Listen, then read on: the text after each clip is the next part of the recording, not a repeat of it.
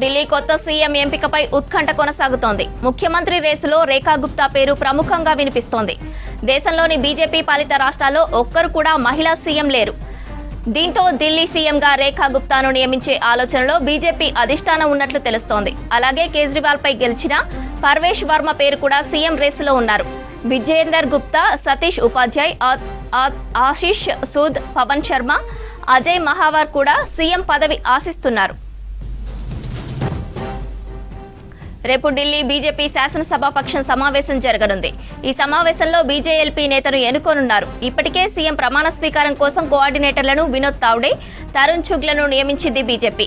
ఈ నెల 20న సీఎం, మంత్రుల ప్రమాణ స్వీకారం జరిగే అవకాశాలున్నాయి. మరింత సమాచారం ఢిల్లీ నుంచి మదార్ అందిస్తారు. మదార్, ఢిల్లీ సీఎం రేసులో ఎవరెవరు ఉన్నారు, ఎవరికి ఎక్కువ ఛాన్సెస్ ఉన్నాయి? ఒక 7-8 పేర్లను అయితే ప్రస్తుతానికి బీజేపీ అధిష్టానం పరిశీలిస్తుంది. దాంట్లో ప్రముఖంగా రేఖా గుప్తా పేరునైతే సీరియస్గా కన్సిడర్ చేసేటువంటి అవకాశాలు ఎక్కువగా కనబడుతూ ఉన్నాయి. ఎందుకంటే బీజేపీ పాలిత రాష్ట్రాల్లో ఇప్పటివరకు ఒక మహిళా సీఎం కూడా లేరు. గతంలో రాజస్థాన్లో వసుంధరా రాజే లాంటి స్ట్రాంగ్ లీడర్ ఉన్నప్పటికీ ఆమెను కాదని వేరొక వ్యక్తిని అక్కడ సీఎంగా బీజేపీ అధిష్టానం ప్రతిపాదించింది.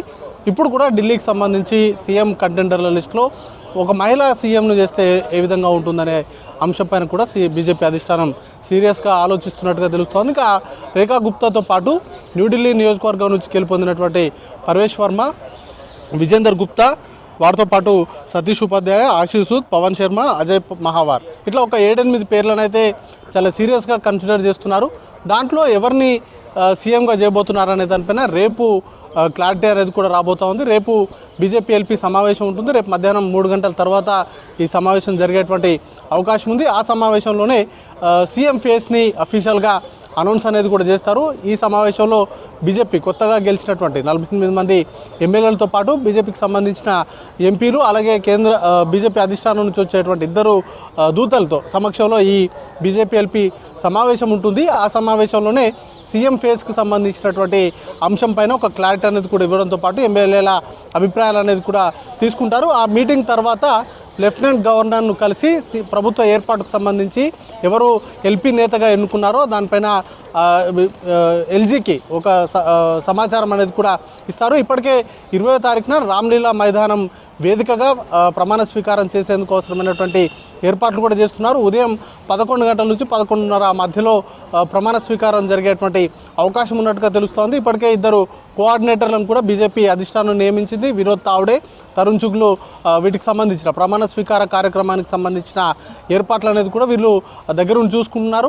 సుమారు 30,000 మంది ప్రజలకు పాస్లు అనేది కూడా ప్రత్యేకంగా ఇవ్వడంతో పాటు 2 స్టేజుల్ని సపరేట్గా వేస్తున్నారు. ఒకటి సీఎం, అలాగే ఇతర మంత్రులకు సంబంధించినటువంటి ప్రమాణ స్వీకారానికి సంబంధించినటువంటి స్టేజ్ కాగా మరొక స్టేజ్ పైన ఎన్డీఏ కూటమికి సంబంధించిన సుమారు 150 మందిని ప్రత్యేకంగా ఆహ్వానిస్తున్నారు. వారికి సంబంధించినటువంటి వారు కూర్చునేందుకు అవసరమైనటువంటి ఏర్పాట్లతోటి 2 ప్రత్యేకంగా ఒక స్టేజ్ని అయితే ఏర్పాటు చేస్తున్నారు. ఇక సీఎంతో పాటు మొత్తంగా 7 మంత్రివర్గంలో ఉండేటువంటి అవకాశం ఉంటుంది. ఆ మరొక 6 దాంట్లో సీఎంను అలాగే ఒక 2 డిప్యూటీ సీఎంలు కూడా ఉండేటువంటి అవకాశాలు ఉన్నట్టుగా ప్రచారం జరుగుతుంది.